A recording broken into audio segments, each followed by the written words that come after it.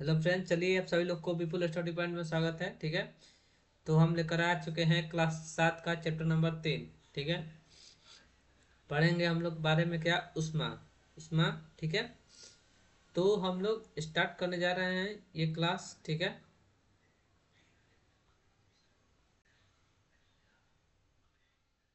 ठीक है।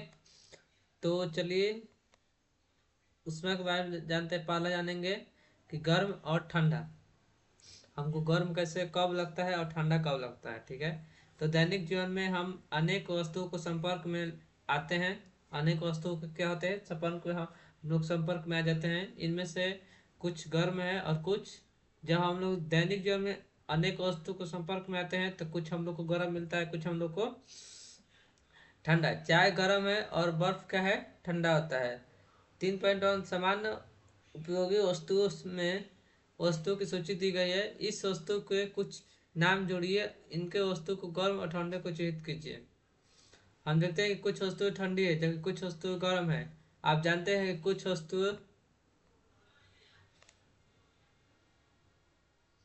दूसरे वस्तुओं की अपेक्षा अधिक गर्म होती है, जबकि कुछ वस्तुएं दूसरे अपेक्षा की अधिक क्या होती है, ठंडी होती है। हम कैसे ज्ञात करते हैं कि कोई वस्तु दूसरे वस्तु की अपेक्षा अधिक गर्म है, अधिक गर्म है? प्रायः हम इसका पता वस्तुओं के संपर्क कर लगाते हैं, परंतु क्या हमारी स्पर्श इंद्रिय विश्वसनीय है? आइए ज्ञात करें। ये क्या है, डायरेक्टर थर्मामीटर। इससे क्या होता है, बुखार नापा जाता है। ठीक है, वाम हाथ से पात्र ए में तथा दाहिने दक्षिण हाथ पात्र बी में डालिए। दोनों हाथों में दो 2-3 मिनट तक पात्रों में डूबे हुए रहने दीजिए। 2 से 3 मिनट पात्रों में हाथ को डुबोने रहना है। अब दोनों हाथों को एक साथ सी में डुबोइए। अब जब 2 से 3 मिनट दबाने के बाद, उसमें रखने के बाद, अब एक साथ किस में डुबाना है, सी में डुबाना है। क्या दोनों हाथों में एक जैसा अनुभव होता है? अब हम लोग को पता करना है कि एक ही हाथों में जब जब सी में डुबाया तो क्या दोनों हाथों में एक जैसा अनुभव होता है? तो आइए, बूझो की ओजन यह दर्शाती है कि यह निश्चित करने के लिए कि कोई वस्तु गर्म है या ठंडी, हम अपने स्पर्श इंद्रिय पर विश्वास नहीं कर सकते, या हम कभी भी धोखा दे सकती है। ये क्या हो सकती है, कभी भी धोखा दे सकती है। तब यह कैसे ज्ञात करते हैं कि कोई वस्तु वास्तव में कितनी गर्म है? तब हम लोग कैसे पता लगाएंगे कि ये वस्तु अधिक कितनी गर्मी है, गर्म है? तो किसी वस्तु की पूर्णता गर्मी के विश्वसनीय माप के उसके ताप की जाती है, के ताप मापने के लिए उपयोग जाने वाली युक्ति को तापमापी कहते हैं। तो आप लोग तापमापी डालकर हेडिंग डालिए, तापमापी।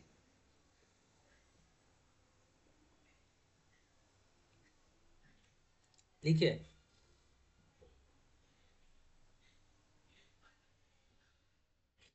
हाँ लिखिए।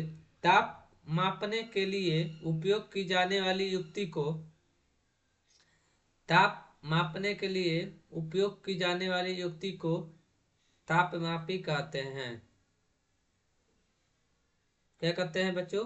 तापमापी कहते हैं या थर्मामीटर कहते हैं। और ये हम लोग का क्या हुआ, टॉपिक समाप्त।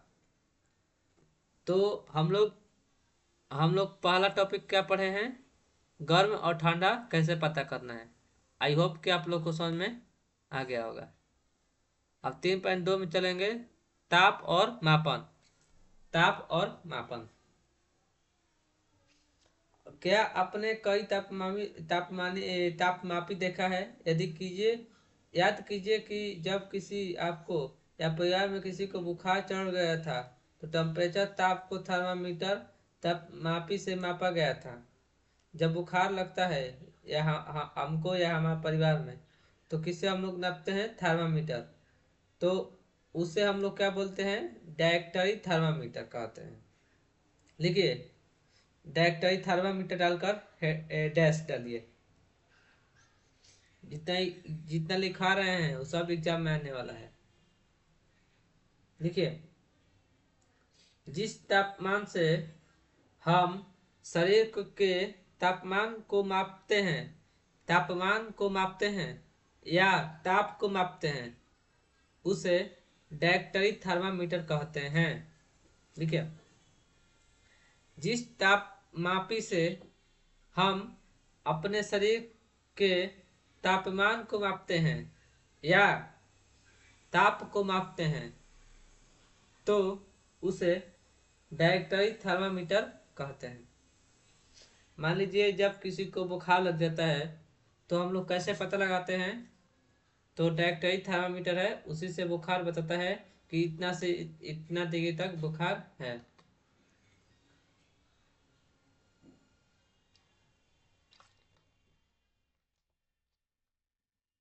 बोलो, किन्हीं किन्हीं को यहाँ तक प्रॉब्लम नहीं है? आगे बढ़िए।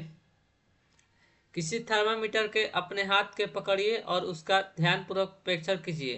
यदि आप थर्मामीटर नहीं है तो अपने मित्र के साथ सम्मिलित हो जाएं। डॉक्टरी थर्मामीटर चित्र 3.1 में दर्शाए हुए अनुसार दिखाई देता है।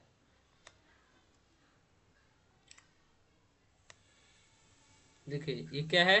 थर्मामीटर। डॉक्टरी थर्मामीटर एक लंबी, बारीक तथा एक समान व्यास की कांच की नली है। इसके एक सिरों पर एक बल्ब होता है। बल्ब के पारा भरा होता है।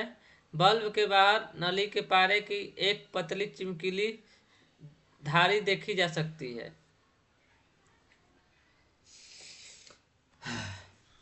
लिखिए डायरेक्टरी थर्मामीटर के बारे में थोड़ा सा लिखिए। लिखिए तो, वो तो परिभाषा है, और दूसरा कुछ लिखिए। देखिए, डायरेक्टरी थर्मामीटर में एक लंबी, कोमा, बारीक तथा एक समान व्यास की कांच की नली है।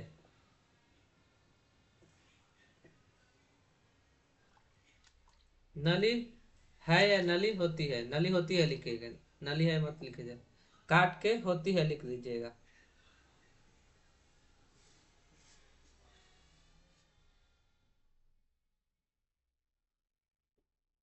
हो गया? आगे बढ़िए, उसी लाइन में लिखना है। देखिए, इसके एक सिरे पर एक बल्ब होता है।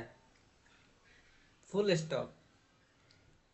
बल्ब में भारा बल्ब में पारा भरा नहीं, पारा बल्ब में पारा भरा होता है।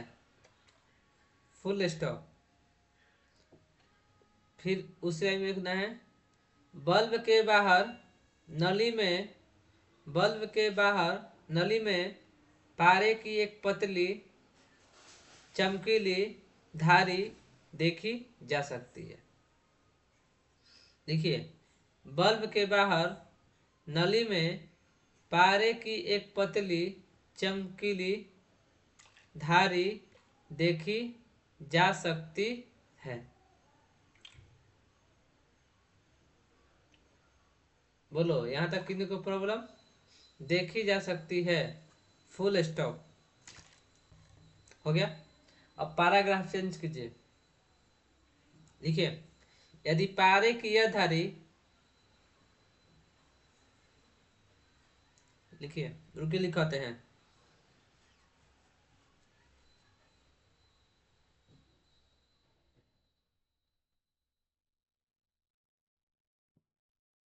लिखिए उसी लाइन में पैराग्राफ चेंज कीजिए। लिखिए,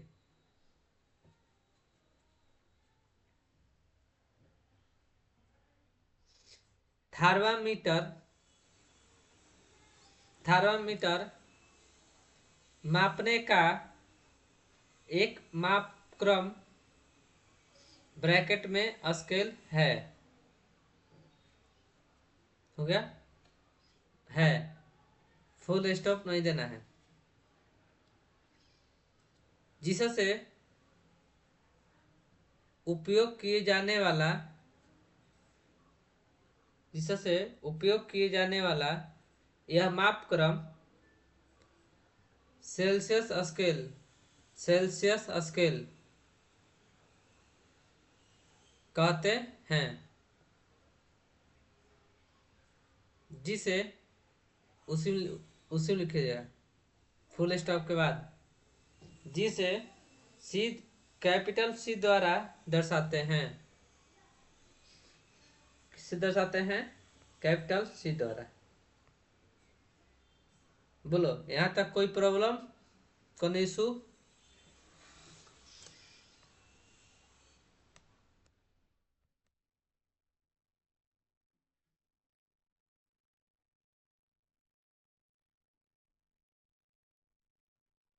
देखिए, एरो का चिन्ह देकर नीचे में डैक्टरी थर्मामीटर,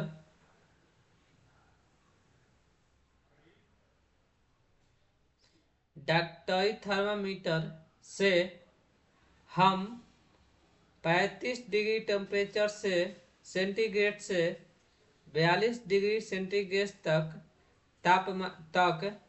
तापमान को ही नाप सकते हैं। देखिए, डैक्टरी थर्मामीटर से हम 35 डिग्री टेम्परेचर से 42 डिग्री टेम्परेचर तक ही माप सकते, तापमान को माप सकते हैं। Full stop.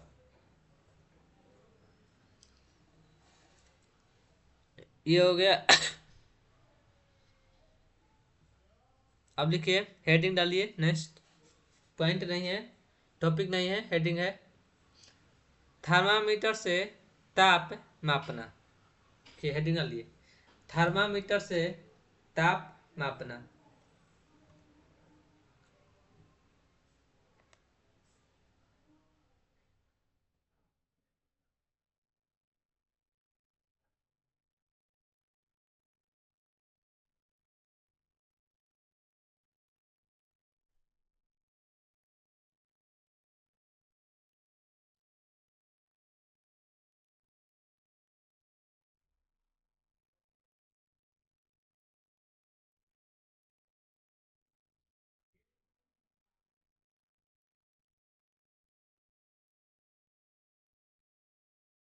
हो गया?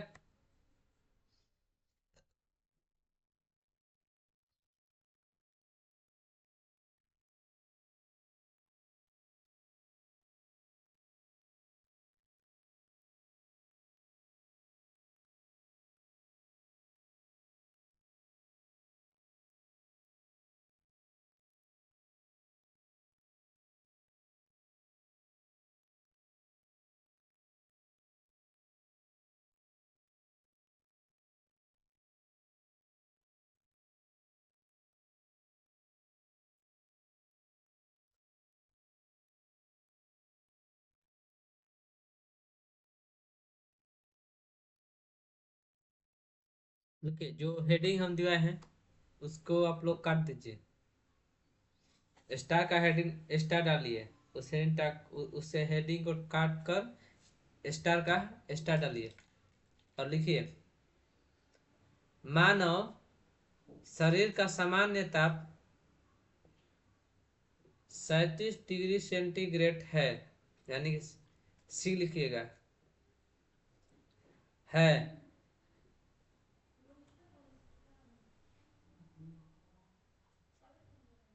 यदि ताप को इसके मात्रा के साथ व्यक्त किया जाता है, यदि ताप को इसके यदि ताप को इसके मात्रा के साथ क्या किया जाता है बच्चों? व्यक्त किया जाता है।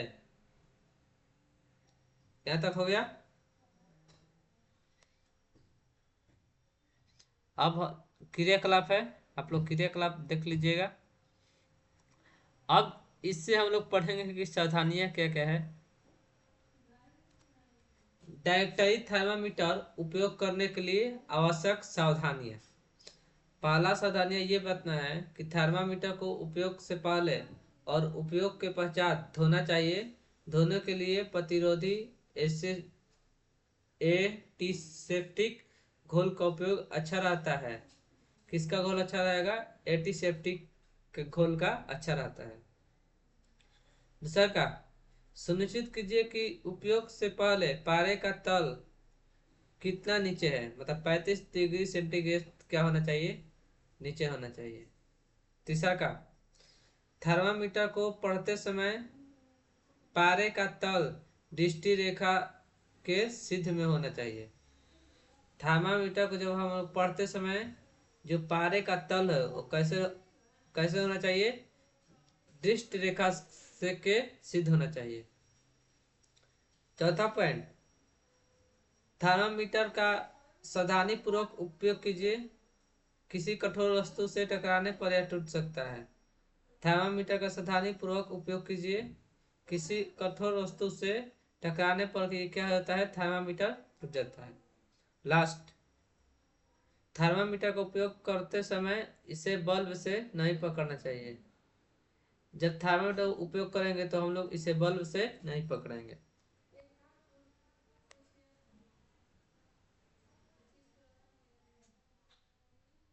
चेतावनी देखो दिया है।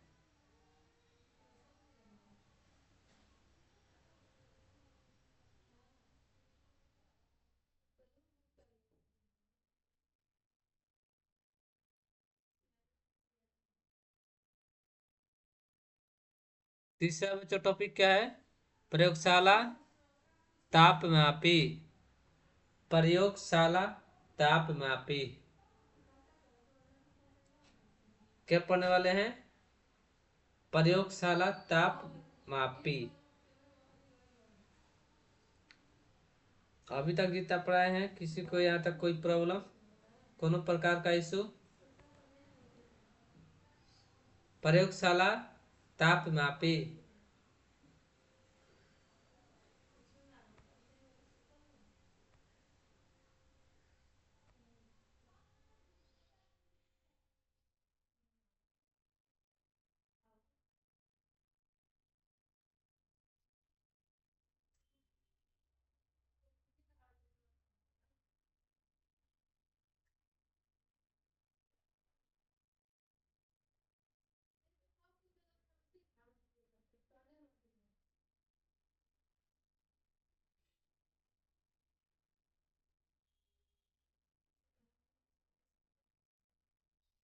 रुकिए 1 मिनट।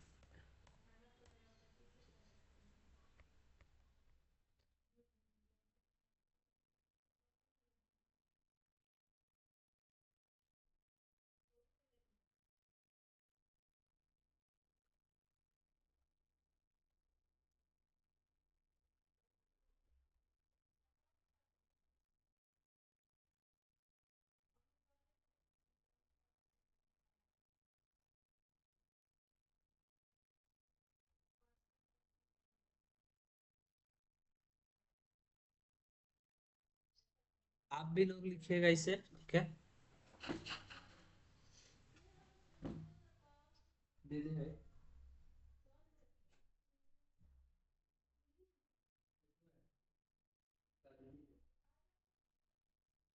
तो बच्चों यहाँ तक हम लोग पढ़ चुके हैं, ठीक है। तो आप लोग लिखिए प्रयोगशाला तापमापी। लिखिए, प्रयोगशाला तापमापी एक ऐसा उपकरण होता है जिससे प्रयोगशाला में किसी पदार्थ तापमान का मापा जाता है। इसे अंग्रेजी में लेबोरेटरी थर्मामीटर कहते हैं। बोलो यहाँ तक किसी का कोई प्रॉब्लम, कोनो इशू? तो चलो फिर से मिला लीजिए। प्रयोगशाला तापमापी एक ऐसा उपकरण होता है जिससे प्रयोगशाला में किसी पदार्थ का तापमान मापा जाता है। उसे प्रयोगशाला तापमापी, इंग्लिश में लिखेगा ब्रैकेट में, लेबोरेटरी थर्मामीटर कहते हैं। लिखिए एरो का चिन्ह देखकर, इसके द्वारा मापी पानी, सॉरी मापी नहीं लिखेगा, इसके द्वारा पानी, कुमार, आदि का तापमान क्या होता है, मापा जाता है। बोलो यहाँ तक को कोनो इशू, कोई प्रॉब्लम नहीं है? यहाँ तक लिखवा दिए। अब आप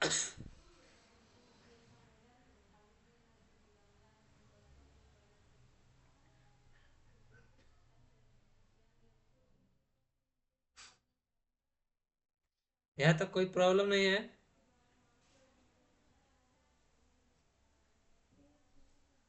टॉपिक तो बच्चा बहुत अधिक है, ठीक है। यहाँ तक कोनो इशू नहीं ना है आप लोग को? बता दीजिएगा। यहाँ तक पढ़ा दिए हैं आप सभी लोग को। ये सब क्रियाकलाप है, उतना नहीं आता है, ठीक है। चलिए,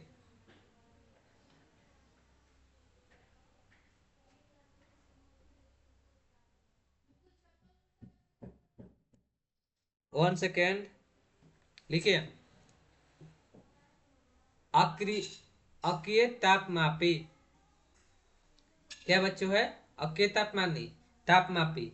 ये एक ऐसा युक्ति होता है जो हम लोग डिजिटल थर्मामीटर का उपयोग करते हैं। नहीं होता है केवल एक बार बस काक के अंदर डालो, बटन दबा दो, वो बता देगा कि इतना डिग्री टेम्परेचर बुखार रहना है। और आप लोग से एक क्वेश्चन है कि बताइएगा एक वयस्क मनुष्य में कितना डिग्री से लेकर कितना डिग्री टेम्परेचर तक बुखार तब की रहना है, कितना डिग्री टेम्परेचर रहना चाहिए, और कितना डिग्री से तेज बुखार होता है? किन्हों को यहाँ तक प्रॉब्लम? बोलो यहाँ तक कोई प्रॉब्लम बच्चा? नहीं है। देखिए हम इसमें मांग रहे हैं एक वयस्क मनुष्य में कितना डिग्री टेम्परेचर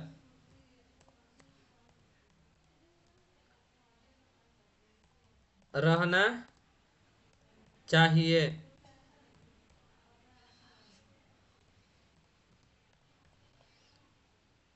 हिंदी में आप लोग को कुछ मालूम है कितना रहना चाहिए?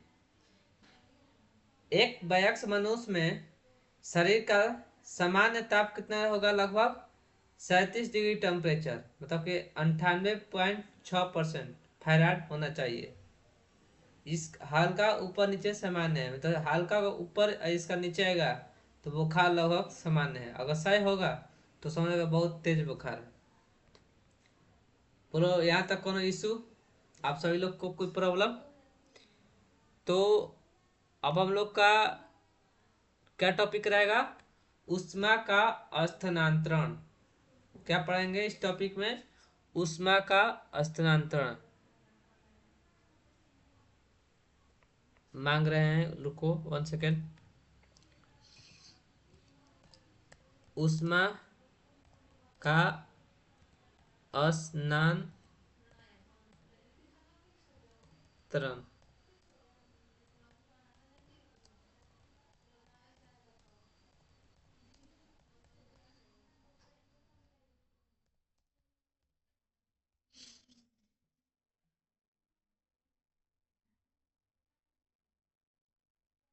लिखो, ऊष्मा का हस्तांतरण डालकर हेडिंग।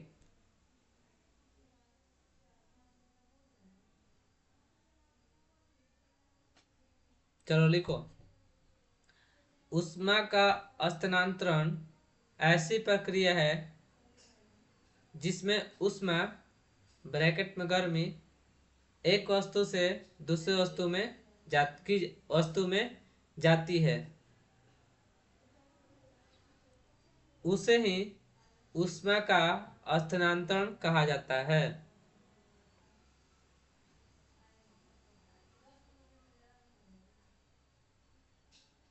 हो गया? ये कैसे रहेगा? हमेशा अधिक ताप वाली वस्तु से कम ताप वाली वस्तु की ओर होगा। अब स्टार का हेडिंग डालिए, स्टार पॉइंट लिखिए।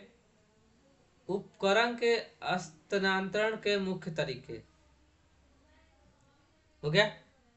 पहला लिखिए चालन, दूसरा का क्या होगा संवहन, तीसरा का विकीकरण। बोलो यहाँ तक कोई प्रॉब्लम? हो गया। आप लोग को मेन मेन टॉपिक लिखवा दे रहे हैं, मेन मेन चीज साइंस में, और आप लोग उसको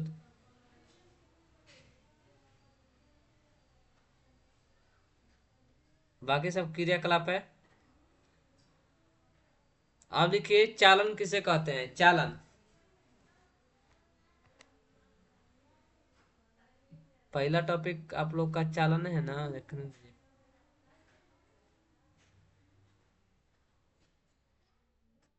चलिए हेडिंग डालिए, लिखिए चालन। हो गया। लिखिए वह प्रक्रम जिसमें ऊष्मा किसी वस्तु के गर्म सिरे से ठंडे सिरे की ओर स्थानांतरित होती है। क्या होती है? स्थानांतरित होती है, तो उसे चालन कहते हैं।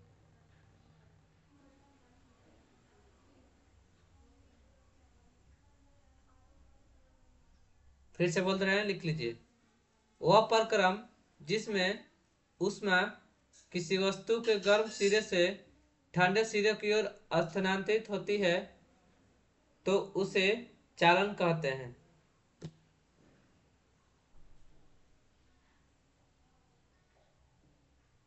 और चालन कैसे रहेगा? ठोसों का ऊष्मा प्रायः चालन के प्रक्रम के द्वारा स्थानांतरित होती है।